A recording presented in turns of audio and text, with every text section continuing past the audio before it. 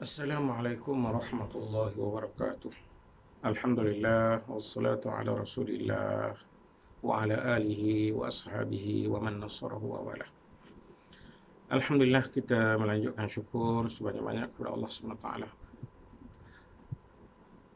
di atas segala nikmat dan pemberian yang diterima dan dikurniakan kepada kita. Tak pernah putus. Tak kiralah nikmat yang besar, apalagi nikmat-nikmat yang kecil yang tidak terhitung banyaknya. Sebab Allah Ta'ala menyebut, wa in ta'uddu ni'matallah la tuhsuha. Anda kata kamu nak kira, nak hitung nikmat pemberian Allah Ta'ala itu, memang tidak terhitung dan tidak terkira banyaknya. Alhamdulillah, salah satu daripada nikmat besar yang masih dikurniakan kepada kita semua ialah nikmat kesihatan. Kita sihat, alhamdulillah, sekaligus dapat lagi melaksanakan satu lagi nikmat, iaitu nikmat beribadat kepada Allah Ta'ala. Dan kita berada pada bulan Ramadan. Dah hampir seminggu kita berada dalam bulan Ramadan. Mudah-mudahan musim Ramadan yang sedang kita jalani ini akan menjadi sebaik-baik musim. Lebih baik daripada musim-musim yang telah kita lalui untuk tempoh-tempoh sebelum ini. Saya berhasrat untuk berkongsi satu tajuk pada pertemuan ini dengan sahabat-sahabat semua, ialah mengenai kaitan di antara dua perkara utama yang digandingkan sekaligus. Yang pertamanya ialah sifat takwa kepada Allah SWT. Sangat beruntung mereka yang berjaya membentuk dirinya menjadi orang yang muttaqi, yang mendekatkan dirinya dengan Allah dengan melaksanakan apa jua yang diperintah, meninggalkan apa jua yang ditegah oleh Allah SWT. Dan kaitannya dengan institusi Ramadan yang sedang kita berada di dalamnya sekarang. Satu institusi yang multifunction, yang berbagai-bagai tujuan. Tujuan pendidikan, tujuan kerohanian, tujuan untuk muhasabah diri, tujuan untuk membantu antara satu sama lain, terlalu banyak. Dan bulan Ramadan adalah satu musim kebajikan. Dibuka di sana berbagai-bagai pintu kebaikan yang perlu kita kutip semaksimumnya. Kaitan di antara takwa dengan Ramadan memang cukup jelas. Apabila kita membaca ayat yang berkaitan dengan Ramadan ini sendiri daripada surah Al-Baqarah, bila Allah SWT berfirman, ya ayyuhalladzina amanu kutiba alaikumus siyam kama kutiba alal ladzina min qablikum la'allakum tattaqun. Wahai mereka yang beriman. Allah tujukan kata-katanya firman ini untuk mereka yang beriman. Wahai mereka yang beriman. Ya ayyuhalladzina amanu. Saya banyak berkongsi dengan sesahabat. Tokoh besar, sahabat Abdullah ibnu Mas'ud radhiyallahu anhu. Dia menceritakan, bila kami berada dalam majlis Nabi dan bila Nabi membaca ayat, katanya apa artinya wahyu yang baru turun kepadanya melalui Jibril alaihissalam, dan didahului dengan kata-kata ya ayyuhalladzina amanu, wahai mereka yang beriman.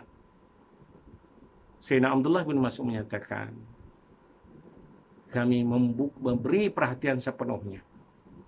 Yang di belakang bangun menjenguk untuk memastikan apa yang akan ada. Sebab biasanya dalam pengalaman generasi awal, mereka kata apabila datang saja ayat yang ditujukan kepada mereka yang beriman, ya ayyuhalladzina amanu, sudah tentu. Sesudahnya itu akan ada di antara dua perkara. Sama ada datang perintah-perintah baru yang terpaksa kami buat, ataupun ada larangan-larangan baru, larangan baru yang terpaksa kami tinggalkan. Ini pentingnya. Dan ayat ini sudah menjadi contoh kepada kita. Bila Allah Ta'ala menyebut, ya ayyuhalladzina amanu, apa susulannya? Kutiba alaikumus siyam. Difardukan ke atas kamu berpuasa. Ini perintah supaya kita tunaikan ibadat puasa ini. Dan dia bukan satu ibadat baru, kama kutiba 'alal ladzina min qablikum, sebagaimana yang telah difardukan kepada mereka yang sebelum kamu, yakni umat-umat pada nabi-nabi yang sebelum, sudah pun melakukan ibadat puasa ini dengan cara dan kaedah-kaedah sesuai dengan syariat semasa pada masa itu. Apa tujuannya? Ini yang saya katakan tadi, tidak lain kata Allah, la'allakum tattaqun. Inilah hubung kait di antara dua institusi besar. Yang pertamanya puasa dikaitkan dengan takwa kepada Allah Subhanahu wa taala. Takwa menjadi hasrat setiap kita yang beriman untuk mencapai tahap yang tertinggi dalam kehidupan pengabdian kepada Allah Subhanahu wa taala. Dan terlalu banyak uraian-uraian yang telah diberikan oleh generasi awal bagi menjelaskan maksud daripada takwa itu sendiri. Yang paling popular, yang banyak disebut, ialah penjelasan dan keterangan yang disampaikan kepada kita oleh Khalifah yang keempat, yang mulia, iaitu Khalifah Ali bin Abi Thalib. Ia menjelaskan mengenai takwa itu apa. Dia telah menyatakan antara lain, ciri-ciri takwa itu pertama ialah al-khawfu minal jalil. Adanya rasa gerun dan takut kepada Allah Ta'ala yang bersifat dengan sifat kebesaran. Allah Jalla Jalalu. Orang yang bertakwa ialah orang yang sentiasa takut kepada Allah. Takut dengan makna, takut untuk melibatkan diri dengan perkara-perkara yang dilarang, dan takut juga untuk melakukan apa-apa saja yang dilarang oleh Allah Ta'ala. Sahabat-sahabat muslimin saya, saban minggu diperingatkan daripada mimbar Jumaat dengan ungkapan keramat ini. Ittaqullah, bertakwalah kamu kepada Allah. Tidak sah khutbah yang disampaikan kecuali ada pesanan bertakwa ini tadi. Ini menunjukkan dianya sangat penting untuk dilaksanakan dan untuk dihayati dalam kehidupan kita. Jadi orang takwa itu, kata Sayyidina Ali, ialah orang yang adanya rasa gerun dan takut kepada Allah SWT. Bagaimana untuk menjelma rasa takut itu? Disusuli dengan sifat atau ciri yang kedua, iaitu al-amalu bitanzil. Beramal dengan segala apa yang diturunkan oleh Allah Subhanahu wa taala kepada kita. Al-Quran yang datang daripada Allah menyenaraikan, memerintahkan kita dengan amalan-amalan yang sebenarnya untuk kita, bukan untuk sesiapa pun yang lain. Jadi beramal dengan segala apa yang diturunkan, tanpa mengira perintah itu bentuknya wajib ataupun hanya tuntutan-tuntutan yang disunatkan. Orang yang beriman akan melaksanakan semaksimumnya, tanpa mengira yang fardu terutamanya, tak boleh tidak, yang sunat diperbanyakkan untuk mendapat tahap yang paling tinggi dalam kehidupan bertakwa kepada Allah Subhanahu wa taala itu tadi. Itu yang kedua. Dan dalam kehidupan seharian, Allah Ta'ala memang sudah menentukan untuk kita agihan yang berupa rezeki. Kita sendiri tidak tahu rezeki kita banyak mana. Dalam hadis yang disebut oleh Imam An-Nawawi rahmatullahi alaih dalam kitab Riyadhus Shalihin beliau, hadis yang menyatakan bahawa Nabi SAW menjelaskan, setelah kita berusia 4 bulan dalam kandungan ibu, sudah ditulis di situ, antaranya ialah rezeki kita banyak mana. Kita tidak tahu rezeki kita banyak mana. Jadi dikaitkan dengan takwa ini ialah kaitan dengan agihan rezeki. Mungkin orang yang mendapat agihan banyak tidak berbangkit dan tidak jadi isu. Tetapi apa halnya kalau kita mendapati agihan yang dikurniakan oleh Allah Ta'ala itu tak seberapa ataupun tak banyak. Dan di sinilah terjelmanya sifat takwa. Apabila Sayyidina Ali menyebut dalam bahagian rezeki ini, orang yang bertakwa mengambil pendekatan ar-ridha bil qalil, rasa puas hati. Walaupun kadang-kadang agihan yang dikurniakan kepada kita itu sedikit jumlahnya. Ar-ridha bil qalil, reda dengan agian yang sedikit. Tapi oleh kerana kita tidak tahu rezeki kita itu banyak mana, maka menjadi tuntutan untuk kita mencarinya sepanjang masa. Kita tidak tahu, maka menjadi tanggungjawab kita hanya cari. Berbeza mungkin rakan-rakan kita yang ada jawatan tetap, hujung bulan akan dapat slip gaji, artinya sudah tentu gajinya banyak mana. Itu yang tertulis untuk kita. Tapi segi pembelanjaannya, kita juga tidak tahu. Yang dapat rezeki kita yang sebenar-benarnya. Setelah tolak sana, tolak sini, barulah real rezeki itu yang masuk ke dalam menjadi rezeki kita. Yang masuk dalam akaun belum tentu. Tapi kadang-kadang tak sempat nak rasa lagi dah keluar dah pun. Ya. Walaupun pada awalnya ada rezeki kita, tapi belum dapat dikecap dengan makna yang sebenar, rezeki yang sepenuh itu tadi. Itu sifat atau ciri yang ketiga. Yang keempat, Sayyidina Ali karamallahu wajhahu menyebut, orang yang bertakwa itu sebenarnya bersedia bila-bila masa. Hidup kita ini bukannya tetap dan bukannya selama-lamanya. Allah Ta'ala menyebut, likulli ummatin ajal. Setiap umat itu ada ajal. Dan ajal ini bila datang, la yastakhiruna sa'atan wa la yastaqdimun. Dia tidak akan cepat dan tidak akan terlambat. Dalam bahasa biasanya, on time. Dan di sini juga kita dapat jelmakan sifat orang yang bertakwa itu tadi macam mana. Bila berhadapan dengan penyudah usia. Sayyidina Ali menyebut orang yang bertakwa dalam berhadapan dengan ajal ini ialah al-isti'dad liyaumir rahil. Bersedia bila-bila masa untuk berangkat. Kita tidak tahu bila kita akan menghadap Allah Ta'ala. Menghadap Allah dengan makna untuk menerima seluruh tanggungjawab di atas apa yang kita laksanakan. Wa may ya'mal mithqala dzarratin khairan yarah. Siapa-siapa yang buat walaupun sedikit kebaikan akan diperlihatkan. Wa may ya'mal mithqala dzarratin syarran, walaupun kecil kejahatan yarah akan diperlihatkan juga. Pergi tetap pergi. Kita akan tetap kembali kepada Allah Subhanahu Wa Taala. Dan inilah takwa.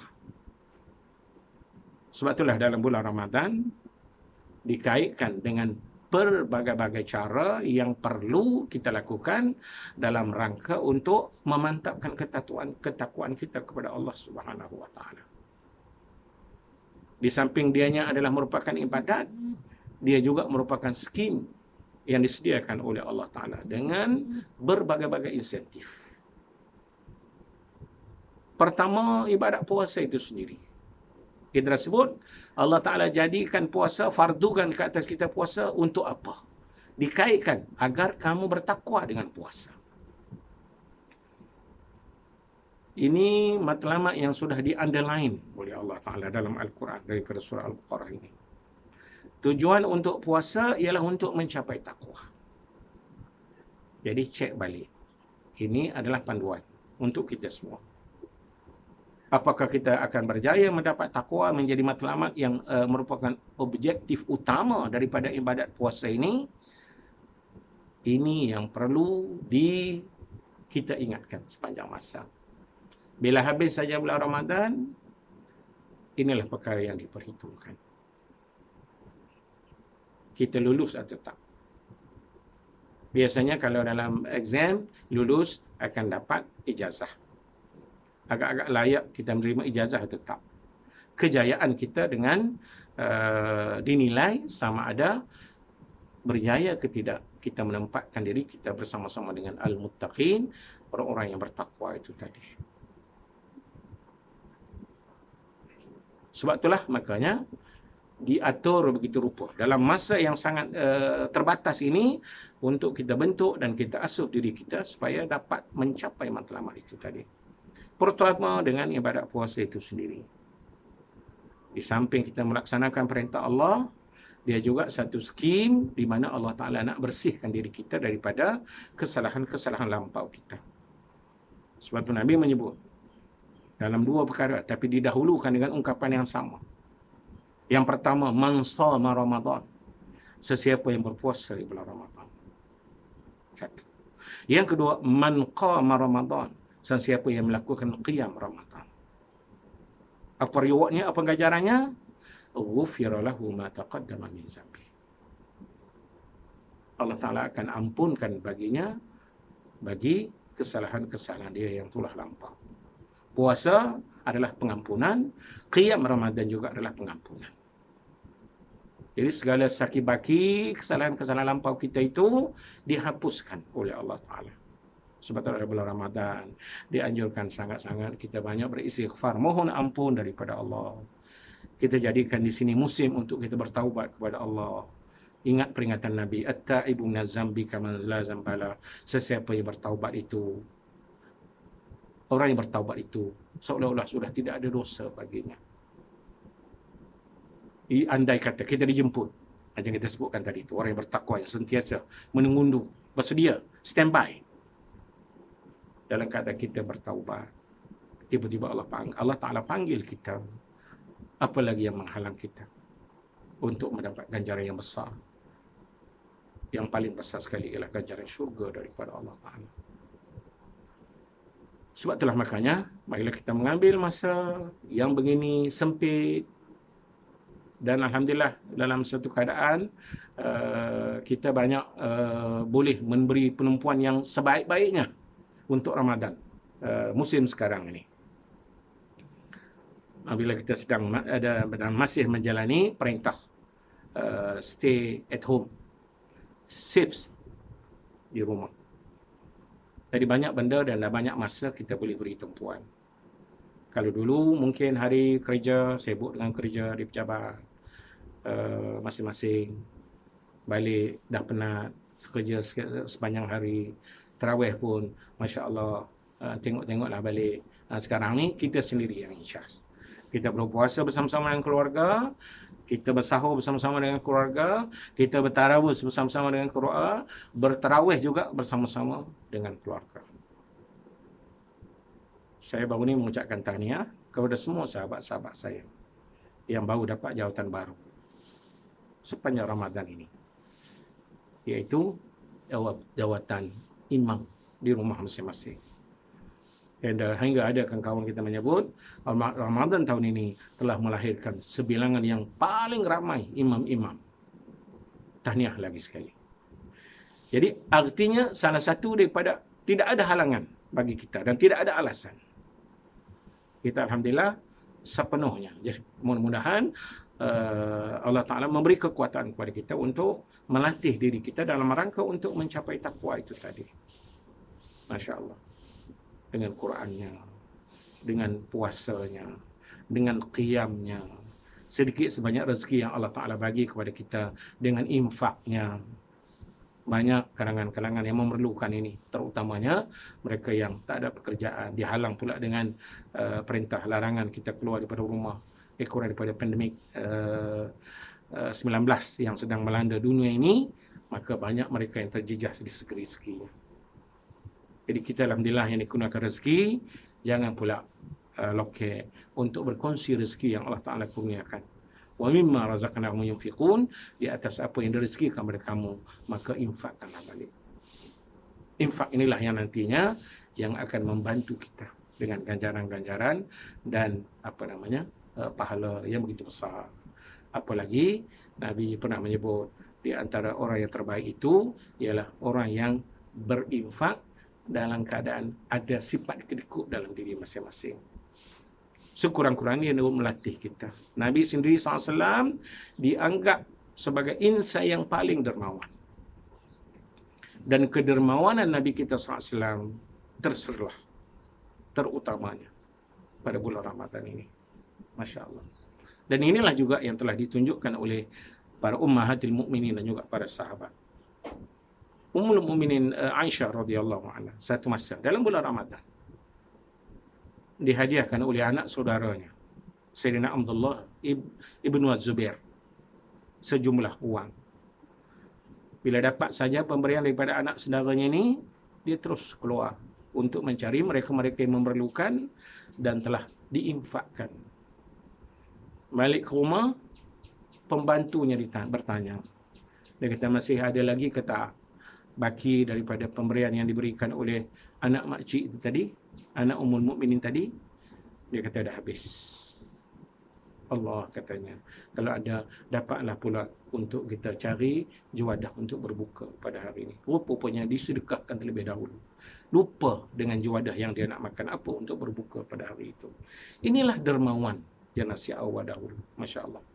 Jadi sebab itulah makanya dikaitkan isu takwa ini dengan amalan-amalan kerohanian, termasuk ibadat-ibadat, sama ada yang fardu dan wajib, tak lain kecuali untuk mendapat label takwa.